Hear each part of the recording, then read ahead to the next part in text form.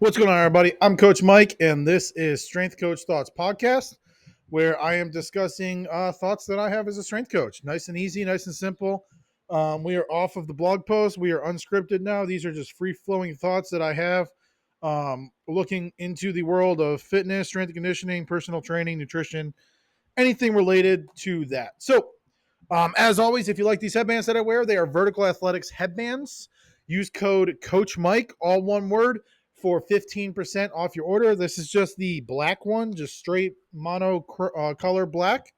They are active cooling headbands. So what that means is as they get wet from sweat, you can pour water on them however you want to. But basically, once you soak them, you can wring them out and then shake them around a little bit, and that'll activate the headband. What the activation means is that it will actively cool, and it feels like you're putting an ice pack on your head pretty much. So it's really nice here in Texas where the humidity and heat are pretty much always here. And it's just nice to have that nice cool like ice pack on my head. So before we get started, as always, I hope that was a good one. I don't have headphones. I can't listen to this now. When I listen to this back, I hope that was a good one. These are the C4 grape popsicle collab ones.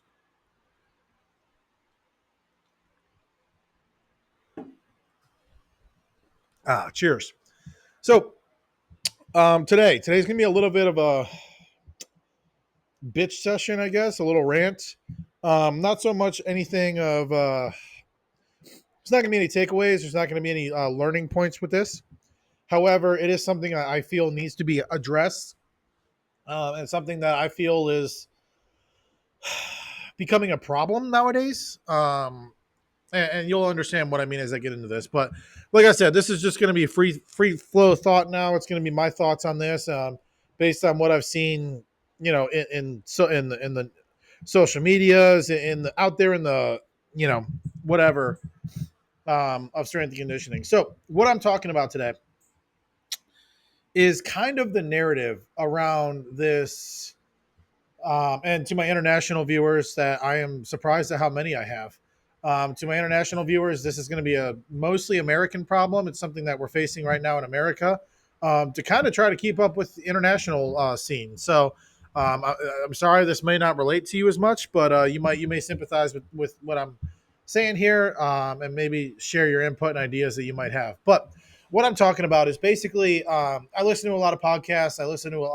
I follow a lot of educated, researched professors, even of different fields, right? So nutrition, exercise science, kinesiology, that kind of stuff, right?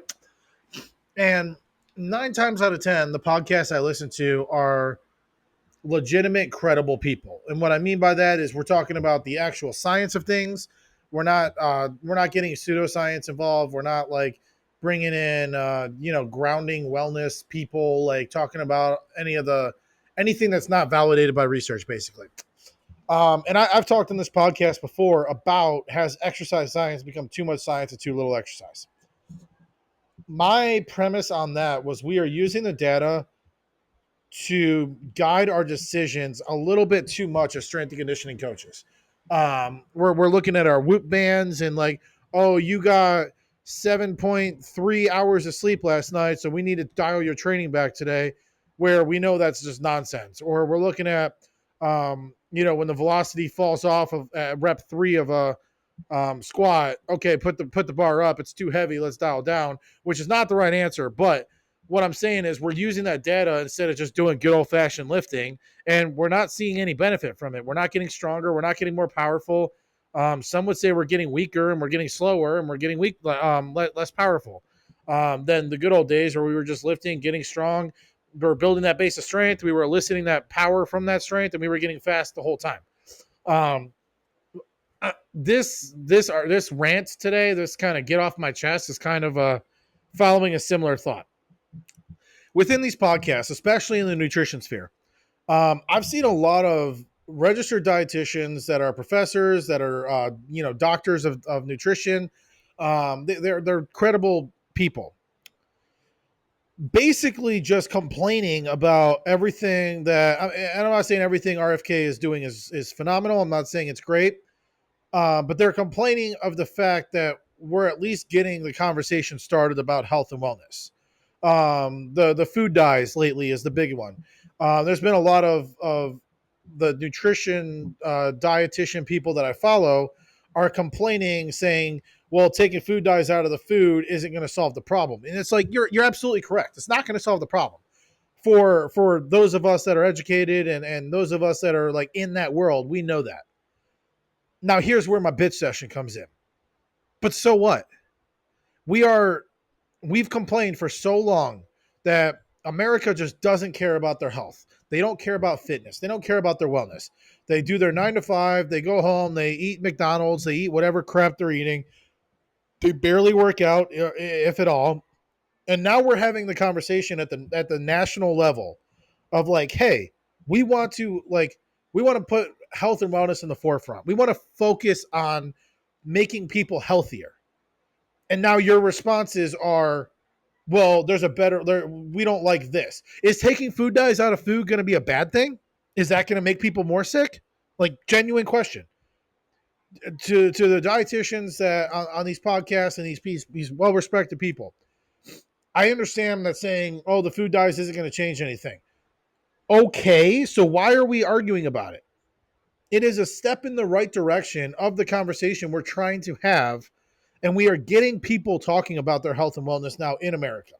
We are getting the average person at least a little more conscientious of like, maybe I shouldn't eat this food because of all the stuff I've seen in the news about it, of all the processing, of all the chemicals. Are these chemicals like we're sparking that thought that wasn't there 6 months ago, 7 months ago? Is that a bad thing? Are we just seriously that caught up in the science of it and the research and the evidence base that we can't see the forest through the trees? Like, we're not going to turn around and, the almost 50% obesity rate in America is just going to drop overnight and everybody's going to magically start eating, whole foods, good protein sources, good carb source. It's not going to happen. It's never going to happen. We're never going to have a 0% obesity rate in America. Shoot, 10% obesity rate in America will be phenomenal. But why are we pushing back now? I'm talking. I'm not making this a political podcast. I'm not making this a politics discussion. I am speaking specifically to RFK's initiatives to making our food healthier, to making our food less poisonous. Making it the food that people are eating already and they're gonna eat because there's mental health, there's addictive qualities to it that has been engineered for decades. We have people with mental health disorders that are around binge eating, around eating disorders that we're trying to say like, look, if they're going to eat this food anyway, why don't we try to make this food a little bit less poisonous? And we're fighting back against that as professionals. Why? Like, what are we trying to accomplish? We should be like, hey, that's a great start. Because now people are going to come to your office for a nutrition consultation, and they're going to start asking, well, what is the problem with food dyes? There's your opening. They're getting in the door even. I mean, I'm not a dietitian. I'm not in that world, but I've worked with a lot of athletes and I've worked with a lot of Gen Pop. As soon as you start mentioning getting a dietitian, it's a mystery to them. There's no clue how to even start that process. So we're getting people in the door now to even talk about this stuff. And we're fighting back on that. We're saying, oh, this isn't going to change anything. This is the wrong thing. Food dyes aren't the problem. It's like, okay, so what? Food dyes aren't the problem. Who cares? Are food dyes good for us? Probably not. So eliminating them is going to hurt the initiative. How? Eliminating food dyes is going to make people more sick. It's going to make them less healthy. Like, or is it going to help in some degree? Even if helping in some degree is getting the conversation started. And that's what I'm trying to emphasize here is we are at a point now where the national conversation around health and wellness is open discussion now. We are openly discussing, obesity being a problem. We are openly discussing that just not being like, there are so many things about not being healthy that is burdening the medical system, that is burdening, the family structure of the individual that's obese. Like, we are at that point now where we can talk about this. where the YouTuber people that I've watched all the time have been like whispering about this in the corners because I don't want to be a fat shamer. Cool. We're at the world now where fat shaming is not a thing. We're not fat shaming. It's just trying to say, hey, understand that obesity is tied to 100 and something diseases, and the top 10 number one killers in America are tied to obesity. Obesity is not healthy. We can say that now. I can't believe I have to say we can say that now that we were never allowed to say that. But we're at a point now where we can have that discussion now. And we're saying, oh, that's not the right answer. What are you talking about? We need to pivot from this. We need to basically take this discussion and run with it. We need to say, hey, okay, maybe food dyes aren't the answer. Maybe food dyes aren't going to change much. But what will now? So now I can have that conversation with somebody and say, hey, food dyes aren't going to change a whole lot, but what's really going to help is eating whole foods and having a good exercise routine. And now, because it's been in the news about how unhealthy this lifestyle is, maybe that's something that they're going to start thinking about. Maybe all of this conversation is it was the catalyst to get them in there in the first place. I am not understanding, and I hope somebody can explain this to me. I am not understanding why us as professionals in the health, fitness, wellness, nutrition world are pushing back. And again, I am not talking about vaccines. I am not talking about medicine. I am talking about health, nutrition, fitness, wellness, that side of the RFK Make America Healthy initiative. That is what I'm talking about. I am not qualified. I'm not even going to touch the medical pharmaceutical side. Do I think most people can help a lot of conditions off of pharmaceuticals and use diet and exercise? Yes. Am I qualified to speak on that? No. And there's more qualified people that have and will speak on that. And do I think there's a time and place for pharmaceuticals? Absolutely. But that is not my area of expertise. I'm not going to speak on that. I am simply speaking on the fact that we are at a point now in America where we can openly have these discussions without fear of backlash, without fear of offending anybody, without fear of pissing people off. We can openly say, "Hey, you are not healthy. This is not a healthy lifestyle. We are here to help you learn what healthy is.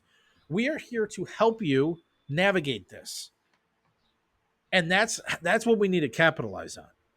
We need to stop bashing each other on. I mean, I understand it's social media. Social media is literally just to bash each other for clout and raise in your popularity and create controversy. It's the worst thing we ever had. We've had. It's literally the worst thing we've ever created as human beings. But we can use it to capitalize on this. We can use the explore page to talk about what what food dyes even are. Most people don't even know what the food dyes are. Most people don't even know why certain food dyes are better than other food dyes. Like we can use that for that conversation instead of getting on our social medias and saying, "Oh, this RFK policy is a bad policy because food dyes aren't the problem." So it's a bad policy? It's bad because food dyes aren't the problem, but that makes getting rid of them a bad thing? Like, I am really struggling to keep up with the logic here of our field. And I think this is circling. I'm gonna hold on.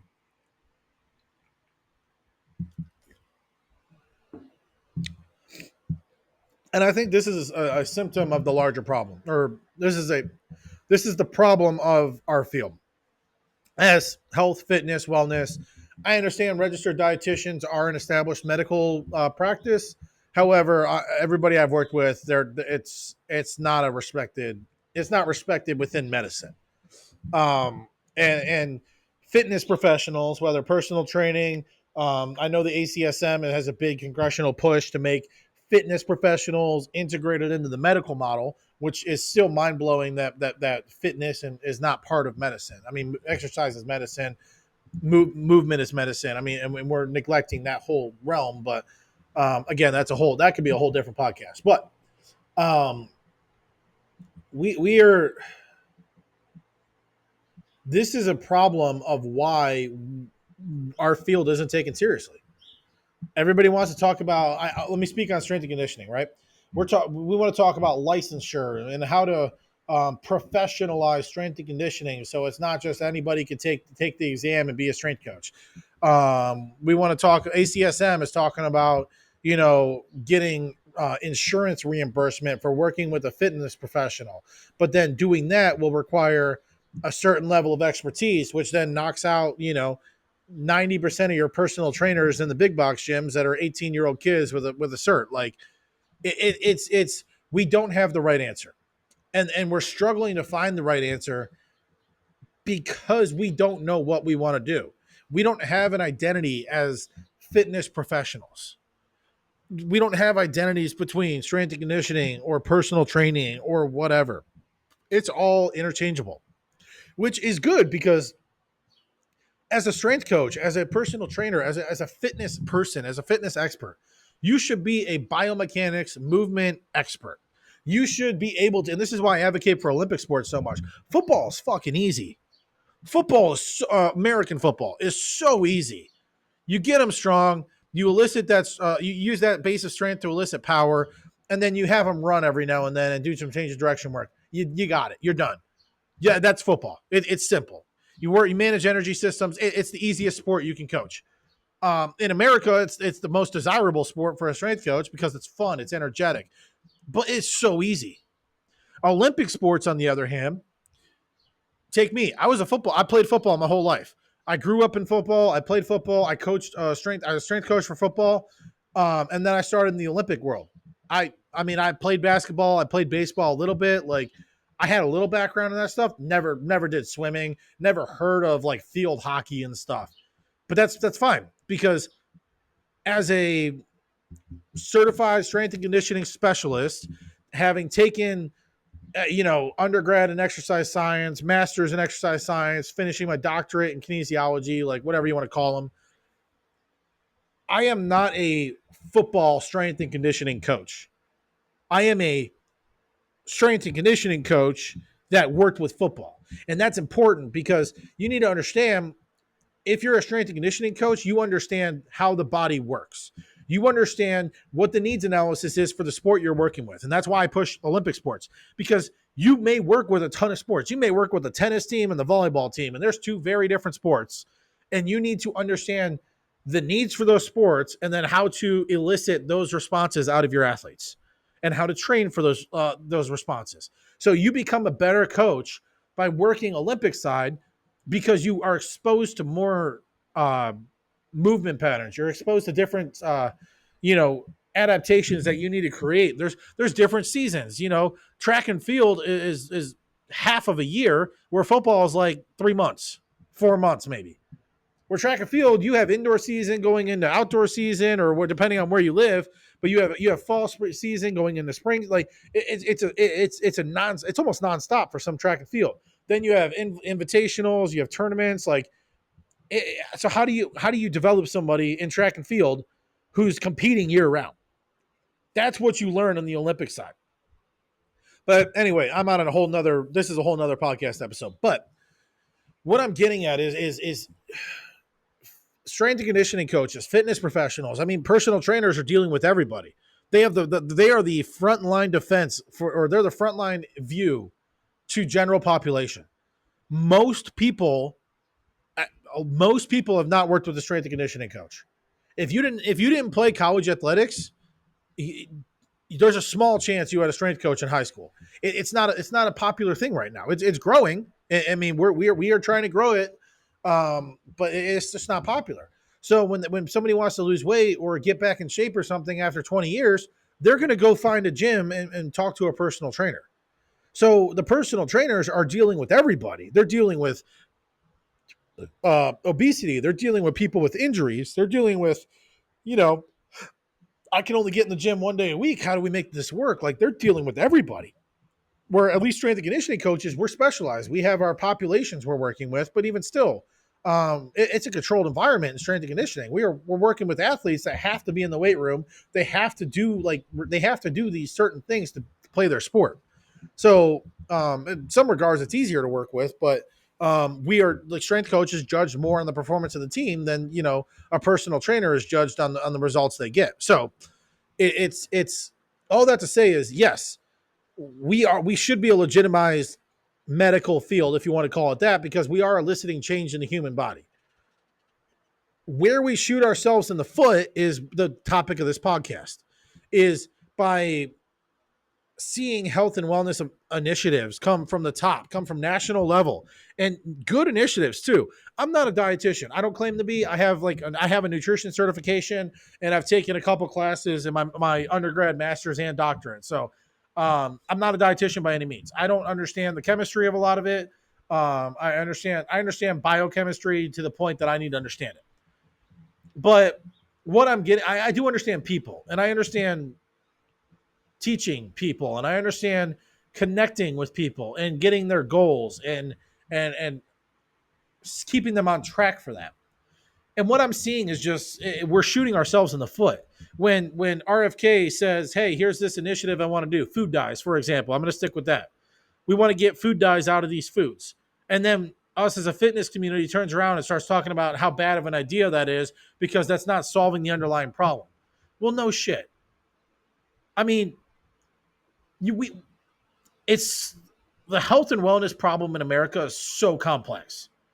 There are so many there's so many factors involved with why the health and wellness in America is in the place it is. So when you have an initiative that's at least taking a step in the right direction, why are we so quick to shoot it down? So now, putting the bow on this, bringing it back, bringing the train back to the station here.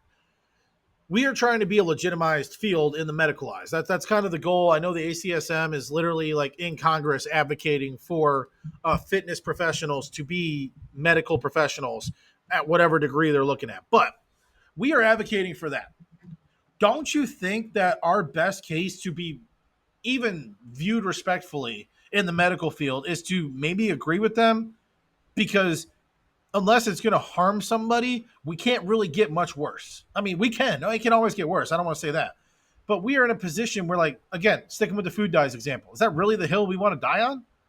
Oh, hey, it's a bad idea because it's not solving the problem. We're not solving the problem. We're not, guys. We're not solving the problem in 4 years. We're not solving the problem in 8 years. This problem is so large with so many variables and so many factors. And oh, by the way, we have freedom in America, so we can present everybody with all the information. Let's say sodas. Oh, drinking three big gulps a day is bad for you. Okay, cool. We got that. People know that. Is that stopping them from going to the 7-Eleven getting big gulps? No, it's not. They know, they have the information, but it's not stopping them. So again, if we can maybe, okay, no more cane sugar, but let's use this zero sugar substitute that is clinically proven to be safe. Why don't would we say that's a bad idea?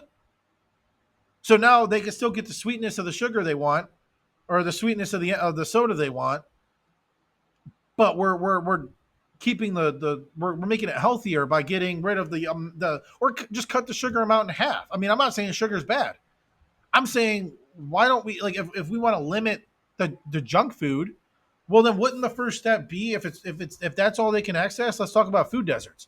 If their junk food is all they have access to, and we can clean the ingredients up a little bit better, that's a bad initiative. I'm just struggling to follow with this, and I think that's why. And again, I'm in the health and wellness field. I'm working. I work with the NSCA. I'm a personal trainer at a big box gym. I'm a personal training manager at a big box gym. Like, I'm in this, and I think, and I'm even struggling to understand why we're bucking against this. So if you're out there, if you guys happen to see this podcast and you are one of the people that are promoting this, RFK needs to do better. We need to stop, just stop. We need to get on board with the initiative, as long as it's not going to harm people more. We need to be more on board and more supporting, because we can then initiate the conversation from there. Do I think food dyes are the answer? No, I don't. I don't think it's the hill. I don't think it's the first step we should have taken, but I also don't think it's the hill we need to die on, and then lose credibility this early into the term. I think I think we just need to be careful about that, about which hill we want to die on and when, because we're not even we're halfway through our first term with this presidency, with this cabinet, with RFK, and we're already pushing back against him trying to clean the food up. We have a long road then, and we saw with COVID with the people that did similar stuff.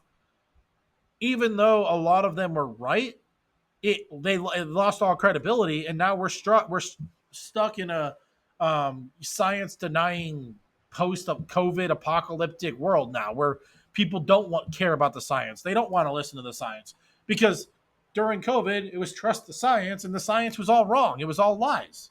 So the only way we gain credibility here and we can get ahead of this is by supporting the initiatives that are going to help at least get the conversation started.